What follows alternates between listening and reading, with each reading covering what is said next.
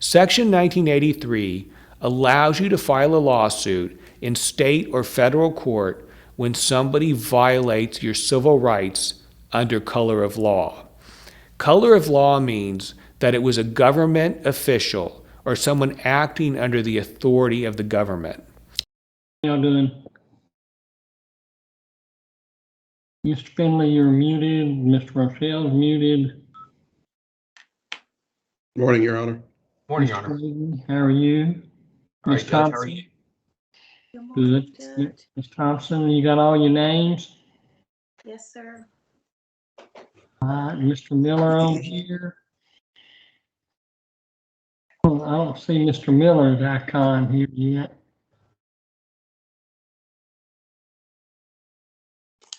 I'm sorry, Tina, did you say you got all the names already? Yes, sir. I have all the names, but I don't see Mr. Miller also, Judge. Yeah. Well, we'll wait a little bit. Who just joined us on the telephone, please?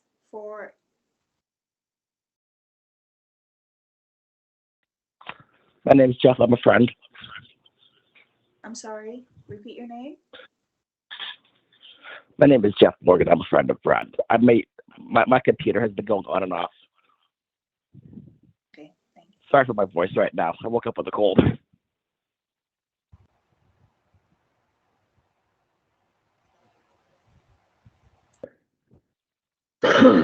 Were you a friend of Mr. Miller's? Yes, I am. I'm a friend of Mr. Miller's. I've known him for a couple of years. Where is Mr. Miller? I don't know. Well, he's not here. It's his motion. Well, sort of. It's a serious motion against him. If you can contact him, would you mind contacting him? Sure. I'll give it a try right now. Thank you. I'm going to have to call back in then. Give me just a moment, Your Honor. Okay.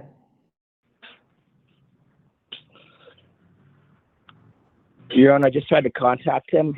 His line seemed like it was disconnected, so I'm not sure if he's having some type of difficulties right now. Okay. Well, cleaning ready. Yes, sir. Mr. Findley, you got something to say? No, Your Honor. I didn't know if you were asking me if I was ready or if you were asking if Mr. Oh, I'm Miller sorry. was No, I was asking the court reporter if she was ready. My apologies. No problem. Ms. Thompson, you ready? Yes, sir. We're on the record, cause under DC 21-14398, Miller v. Plumlee et al. Announcements and appearance on the record for the. David Findley, Your Honor, for Defendant Virginia Talley Dunn. I understand Mr. Miller has sought a continuance of this hearing, but Yeah, we also have a pending motion to declare Mr. Miller a vexatious litigant under the Civil Practice and Remedies Code. I'm just getting announcements on the record. All you need to do is announce you're here and present, who you represent. Your Honor, my name is Scott Graydon. I'm with the Attorney General's office, and I represent Judge Plumlee. Thank you, Mr. Graydon. Your Honor, this is Chevis Ligon. I represent defendants Lacey Darnell, Michael Charles Keller, and the City of Dallas. Thank you, Mr. Ligon. Your Honor, Michael Rochelle representing Patricia Rochelle. Thank you, Mr. Rochelle.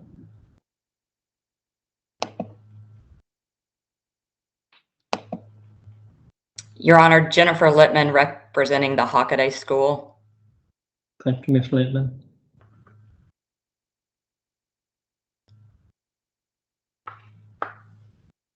Next. Your Honor, Elena Eric representing the estate of Marianne Michalopoulos.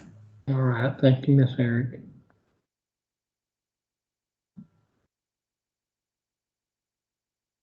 Anyone else in a representative capacity, any other lawyers representing people before the court?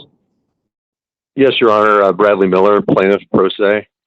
All right. Sorry, my Microsoft Teams is not working, so it looks like I'm going to have to use the phone on this one. Apologize for that. No, that's okay. anyone else here in a representative capacity that needs to announce on the record or that wishes to announce? All right, no one else has announced, so. All right, we've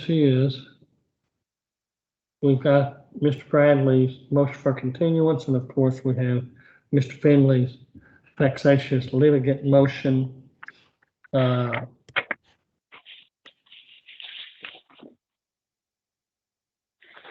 start off, I'm going to ask Mr. Bradley, I've read your pleadings, I read your petition, I've also read your motion for continuance. You had a motion to transfer here. It seems apparent there's another case in Judge Parker's court, the 116th, that seems like it was filed prior to this. Is that correct? That's correct, Your Honor. What's the difference in the two cases? Well, the initial case was a civil rights and tort suit, Section 1983 suit, and a suit alleging fraud as well. The suit in this court actually stemmed from a petition for declaratory judgment that I filed in one. I've read your pleading in this suit, so I appreciate the fact that this is a declaratory judgment, basically relating to orders entered by Judge Plumlee while the case had been removed or was in the federal courts. Is that right? Well, actually, the removal happened prior to the suit in another family court case. So the civil suit in Judge Parker's court actually stemmed from the actions that the defendants took, or some of the defendants took. I'm not talking about Parker's anymore. You done told me about the suit in Parker's. I understand that. I'm asking, as I understand the petition you filed here, it's a declaratory judgment that relates to orders entered by Judge Plumlee that you feel like are void, unenforceable, without authority, without legal authority, that were entered, I think, when the case was removed or before remand, and that's why I asked. Did I read your petition? That is correct. That's correct, right? Yes, Your Honor. All that is a correct representation. All right. You also filed a motion. Go ahead. What were you going to say?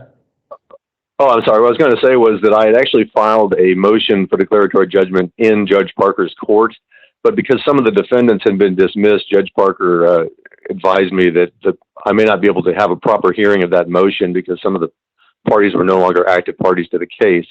So I've refiled the suit as a petition for declaratory judgment to bring all the parties back in for the purpose of obtaining a hearing on that issue. All right. And my question was, I see that you filed a motion to transfer, right? Yes, Your Honor. Now, here's the deal. In the local rules, if you seek a transfer of a related case, you have to file it in the oldest cause number because basically under our local rules, the first filed cause number can review and decide whether or not a subsequently filed case is a related case. And if so, then that court can pull in the newer filed case, but the local rules don't allow you to go to the newer filed court, have that court assess whether or not the case is related, and then effectively push that case into another court. We can't push it, we can only pull it. The upshot. If I may correct. What? Pardon me, Your Honor. If I may correct myself, I actually have not filed a motion to transfer. Some of the other defendants in this case have filed motions to transfer, but I did file a notice of case subject to transfer in the 116th court as well as in your court, Your Honor.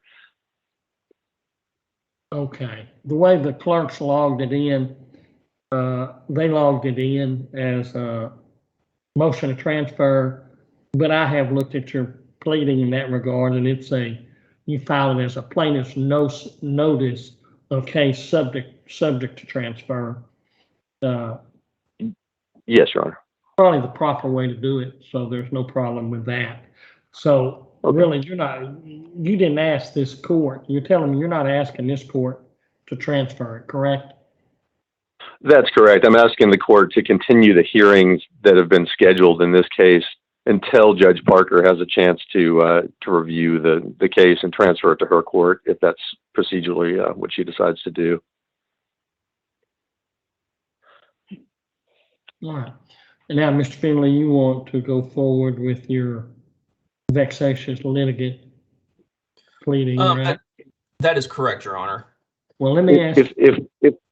I'm sorry. I do have a couple things to add before we move on to the next hearing, if it comes to that, but just wanted to let you know that. Yeah, thank you for the heads up. I'll certainly check Sure. back with you if I need additional information.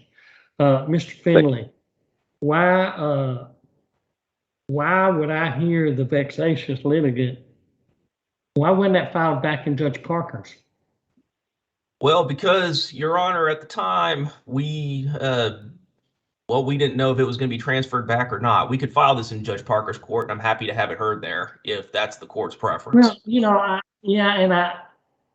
I don't like punting cases. Right.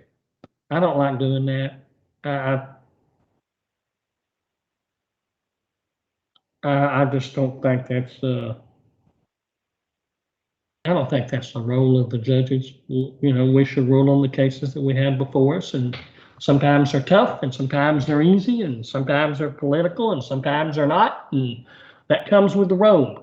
So I'm not really inclined to punt it, but this is sort of a unique situation where it seems like, best I can tell, there's been a pretty substantive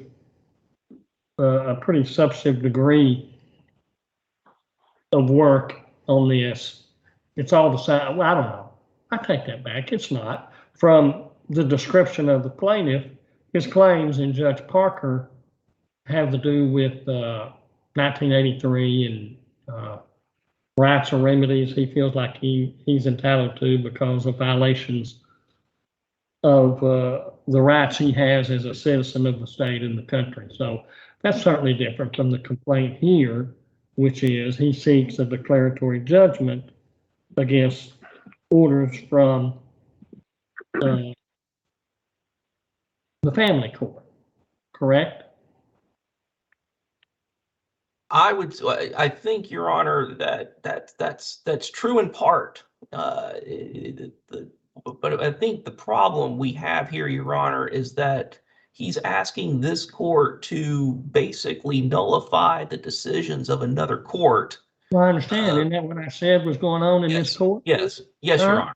Yes. Okay, well, seems like we're all on the same page in that. Mr. Miller, you wanted to give me a heads up on something else? Time for you. Yes, Your Honor. Something else. I think your assessment of the case in Judge Parker's court is correct, and that there has been extensive litigation over the past year in her court. There are 2 interlocutory appeals pending in the 5th District Court of Appeals regarding the dismissal of the 2 state officials from that case. And there have been literally dozens of pleadings filed in that case. And I think to go on, the issue in this court is inextricably intertwined with that case. In fact, as I mentioned, I filed it as a companion suit solely to bring the parties back in so that a previously filed motion for declaratory judgment could be properly heard. I think it would be a violation of due process to proceed without the benefit of the pleadings, especially that have been already filed in the 116 case number DC-20-15614. Hold on, Mr. Miller. Hold on. Yes, I do not intend to go forward with anything that's pending in the 116. So you don't have to worry about that. Okay. That's fine, Your Honor. But I do think that the motion before the court today that Mr. Findley has filed on behalf of Defendant Dunn is essentially part of the litigation in the 116th, because the exact same motion essentially has been filed in that case and is still pending in that case. Might be, could be. I get that. Okay. That gives me concern. Now, that's why I asked Mr. Findley the questions. Now, Mr. Miller, you've done a lot of legal work. Seem like you have great legal knowledge. So I would like for you to give me your opinion as to why I would have jurisdiction to set aside or dispose of or rule on another court's orders or motions. I see. Well, one of the many issues before the court is the validity of these two orders. One issued in 2016 by Judge Plumlee. I got it. Now, why would I have jurisdiction to do that? Well, what I've argued in my petition in the 116th District Court is that the 116. I'm talking about the 134. Okay. Well, you would have jurisdiction. I think you've done a good job on your pleading of telling me what you wanted. Thank you. You want a declaratory judgment that these orders that were entered are void. These orders out of Judge Plumlee's court, which I know it's a family court. I don't know if it's 304th. I can't remember the number. Is it 304th? 330th, Your Honor. 330th. Okay. Orders out of 330th are void, unenforceable, and needs to be declared by court to be so, right? That is correct. And you have jurisdiction because these two orders. Why do I have jurisdiction to do that? Because these two orders I should call them purported orders, were issued without jurisdiction and therefore were legally invalid and void ab initio. Okay. Wait, let me try this again. Sure. I know all of us judges believe we are all powerful and can do most anything with the stroke of a pen, but I don't really believe that. So tell me, why do I have jurisdiction to set aside? I'm not an appellate court. Sure. Why do I have jurisdiction under Texas law to set aside a ruling, a judgment, an order entered by another court other than my own? Yes, Your Honor, and I've pled that in my petition in this case, and I'll bring you to your attention. It's on page 7 of the plaintiff's original petition in this suit, under the section titled Jurisdiction and Venue. Court has the authority to issue declaratory judgment under Texas Civil Practices and Remedies Code, section 37.003 and 37.011. That's true. As well as under section 37.003C and 37.002. Relevant cases, Bonham State Bank versus Beadle, that's 907 Southwest 2nd, 465, and that's Texas Supreme Court, 1995. And there's a long line of cases, federal cases, United States Supreme Court cases, and Texas Supreme Court cases, stating that a void order can be challenged in a new court, quote, when the proceedings in the former court are relied on and brought before the latter. And that case, the citation is from Old Wayne Mutual Life Association versus McDonough. That's 204 U.S. 8 at 16 from 1987. Hold on, I get your point. Mr. Graydon? Sure. You have your hand up, which is, I like that. Yes, Your Honor. Respectfully, the court does not have jurisdiction to alter the order that Judge Plumlee entered because, among other things, the order was entered in a court that issued the divorce decree and therefore has continuing and exclusive jurisdiction of all orders related to that case. That's what statute says. Objection. Right? I was talking. You don't get to object when I'm talking. I'm sorry, Your Honor. What's your objection, Mr. Miller? Tell me. My objection is that Mr. Graydon is making a false statement of material fact and law regarding the case. He is insinuating that the court had the jurisdiction to issue that order, or those two orders. The 330th had jurisdiction at the time that the orders were issued, which is entirely false. And that's thoroughly pleaded in my petition, Your Honor. Thank you. All right. Mr. Graydon, you can finish your thought. In fact, Your Honor,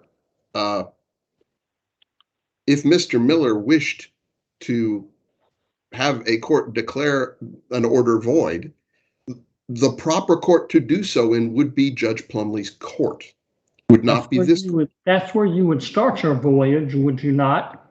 That is correct. And in fact, and if you were dissatisfied with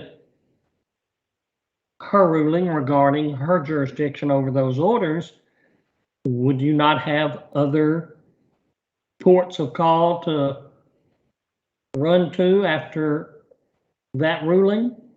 If I may, Your Honor, yes, you would. You would go to the Court of Appeals, which Mr. Miller did, and they rejected his argument. And then he went to the U.S. Supreme Court on the matter and specifically briefed these issues, and the Supreme Court refused to hear him.